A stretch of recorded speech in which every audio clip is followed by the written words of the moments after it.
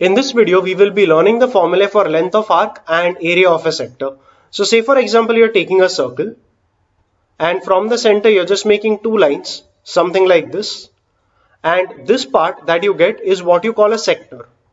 Okay. This much length is what you call the length of arc. So the formula for length of arc, you've done it once in school. Length of arc is given by theta divided by 360 into 2 pi r. Theta was the angle that you had at the center here. Okay, this angle was the angle theta, and that theta divided by 360 into 2 pi r was giving you the length of arc. And similarly, area of the sector, this was written as theta upon 360 multiplied by pi r square, where of course r is the radius of the circle. For all those who do not know the logic behind this formula, see, it's pretty simple. Say for example, I just ask you the length, I make a part of the circle like this. And let us say for suppose this is 90 degree. How much would be the length of this part? You will say that because the central angle here, this angle is corresponding to 90 degrees, the entire circle was 360 degrees and we got a length of the circumference as 2 pi r. If you are asking us only the length corresponding to 90 degrees, that is this length, then that length would be 1/4 of 2 pi r because 90 degrees is 1/4 of 360.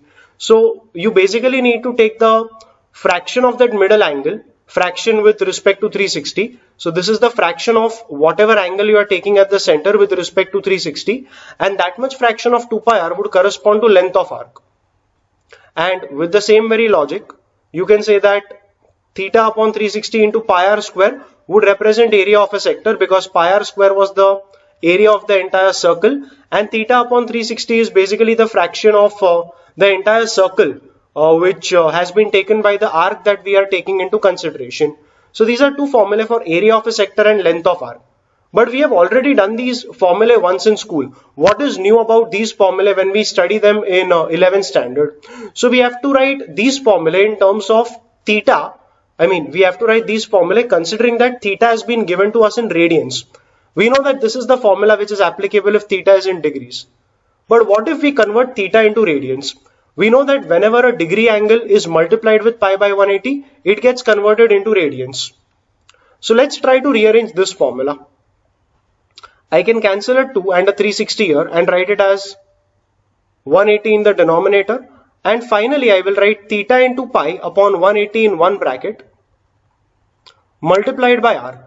Whenever we multiply the angle in degrees with pi upon 180, it represents the angle in radians. So now, after I multiply this theta with pi upon 180, I have converted that theta to angle in radians. So now, the length of arc formula will be simply written as r theta, but this theta now is written in the form of radians. So length of arc can simply be written as r theta. All that you need to keep in mind while you are using this formula is the fact that theta in this formula will be written in terms of radians. So if I give you the degree measure of the central angle, you will say length of arc is theta upon 360 into 2 pi r. But if I give you this central angle in radians, you will say that the length of arc is given by r theta. And this is a very important formula when it comes to not only mathematics but even in physics. Okay, so we are through with our first formula, that is length of arc is r theta. Let's similarly rearrange this formula. We don't have a 2 in the numerator to cancel it off with 360, but we can at least write that 360 as 2 into 180. So let's write this formula as half into theta into pi upon 180 is what I will keep in one bracket multiplied by r square. And finally, this angle has been converted into radians. So I have the formula for area of a sector as half r square into theta. You will use this formula for area of a sector only and only when the given angle theta is in radians. If it is in degrees, then this is the very formula you are going to go ahead with. So these are two important formulae that you have learned in this video. Before I take the sums of this video, there's one more formula I want you all to know. Many of you might be knowing this formula and some of you might not even be knowing it. So for all those who don't know, here's the formula. Say for example, I take a triangle ABC. Okay, I know that area of a triangle is half into base into height, but there's a different way by which we can write the area of a triangle. The area of a triangle can be written as half into the product of any two sides.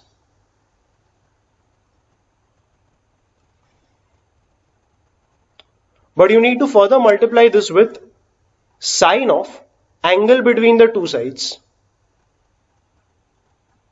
Okay, this means that I can write the area of this triangle ABC as half into the two sides. Let's say I'm picking up AB and AC, so half into AB into AC multiplied by AB is this, AC is this, the angle between them is angle BAC. So I can say that the area will be half AB into AC into sine A.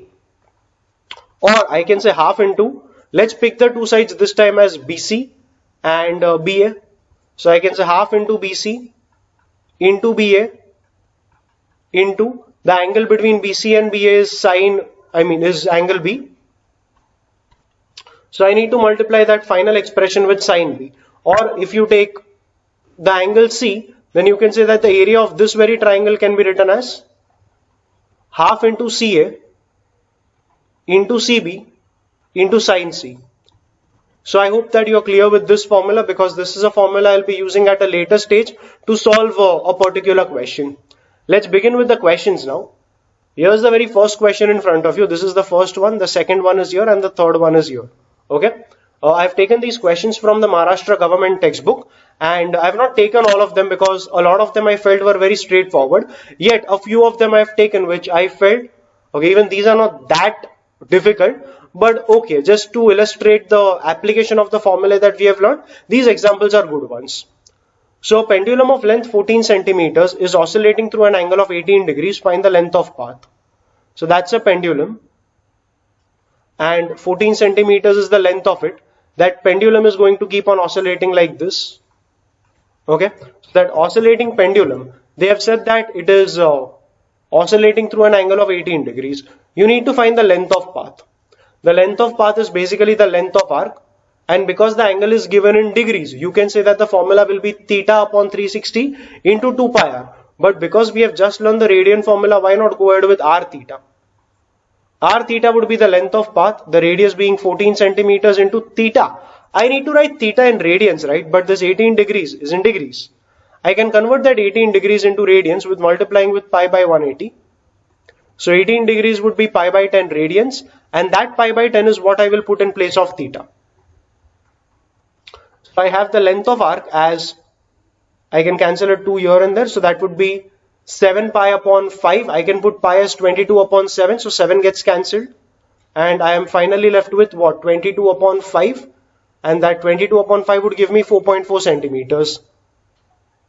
Okay, I've done the calculations orally, but I am sure that you know pi is 22 by 7, and the calculations which I've done mentally, I am sure you can manage out these calculations by yourself. So here's how we are getting the length of arc as 4.4 centimeters.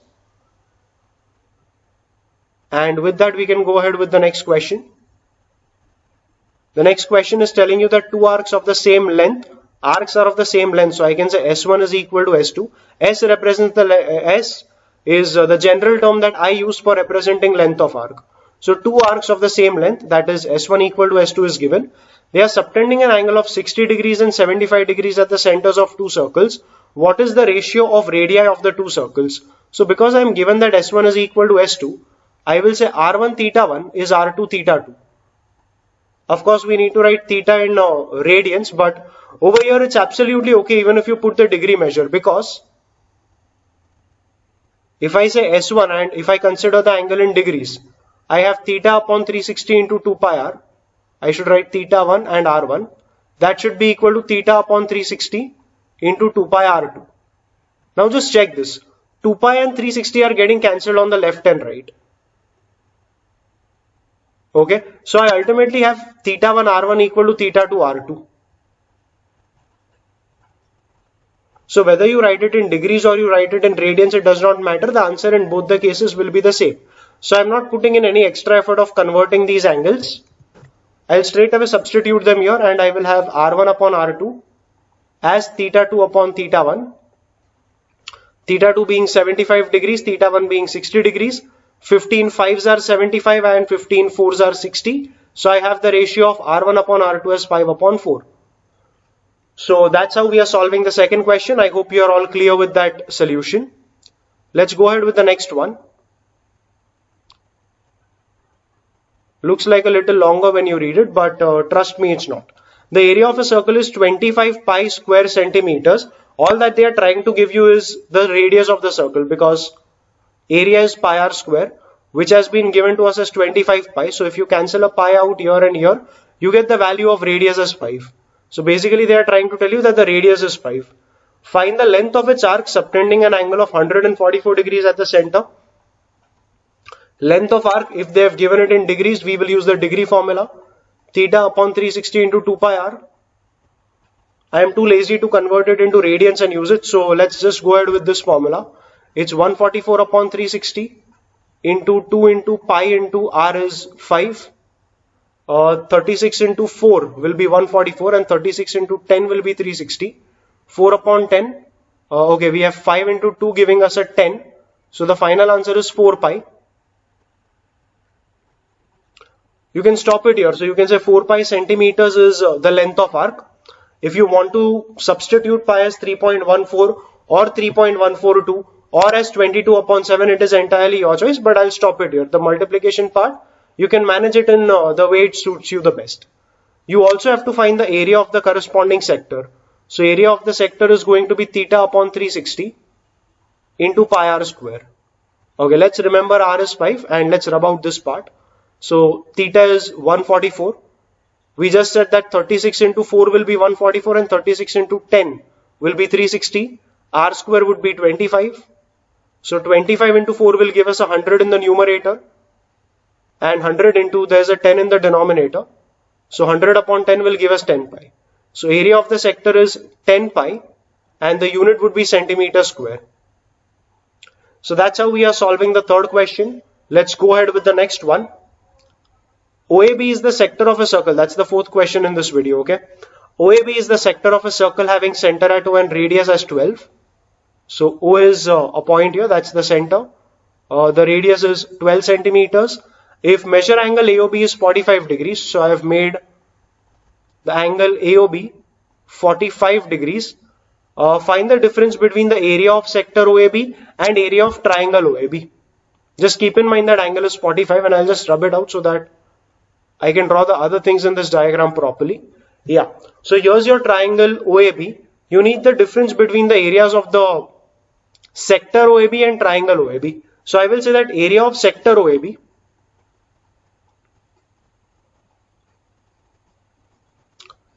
that can be written as half into r square theta. Of course, I will have to write theta in radians because I am using this formula of half r square theta. Minus, I will have to subtract from it the area of triangle OAB or AOB, whatever you call it. Okay.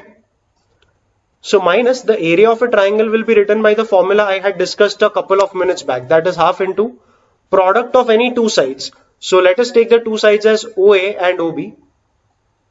And because both of them are going to be equal to the radius, I can simply write it as half into r square multiplied by sine of the angle between them. The angle between OA and OB has been given to us as 45 degrees. So into we will write sine 45. And now we can simply evaluate this expression to get our final answer. Half r square comes out common from the two terms that we have taken. Inside the bracket you will have theta minus sine 45. Theta was basically the angle in radians. 45 in radians is basically 45 into pi upon 180. Cancel off that 45 and 180, you get a pi by 4. So 45 degrees in radians is pi by 4. I put the value of theta as pi by 4. That is the value of that angle in radians minus sine 45 will be 1 by root 2. Okay. I can put r square also as the square of 12, which is 144. 144 and 2 get cancelled outside the bracket, giving you a 72 right here. And you can just leave that number here itself. 72 the whole into pi by 4 minus 1 upon root 2 centimeter square is the value of that shaded area. This shaded area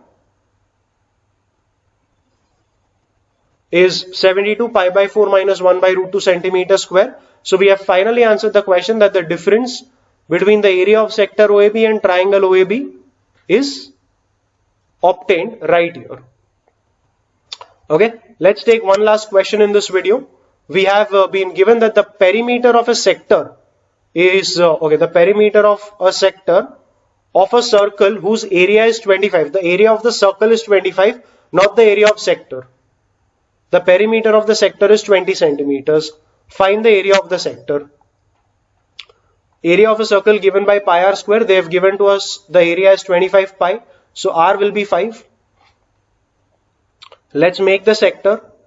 And perimeter of a sector is basically given by r plus the length of arc, which is s, and we can write it as r theta.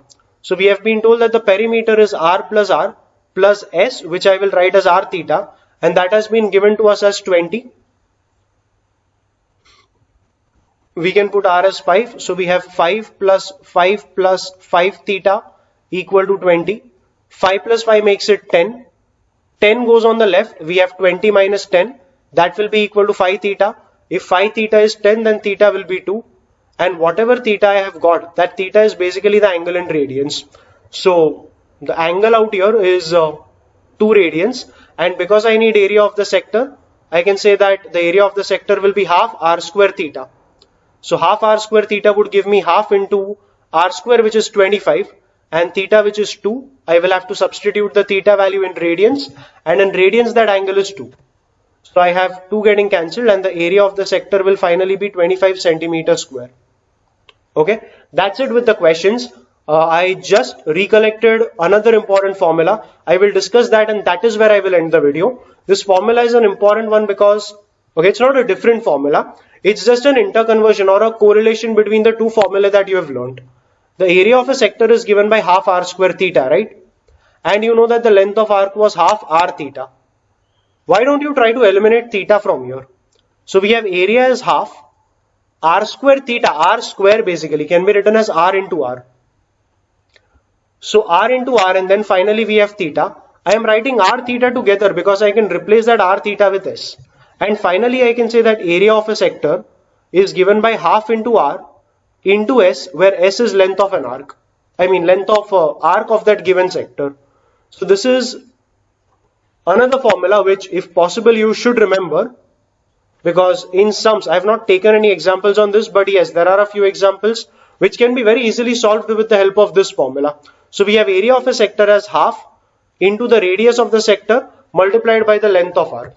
So with that, I am done with whatever I wanted to cover in this video. I hope whatever I have discussed has been somewhere helpful to you in your preparations. Thank you for watching.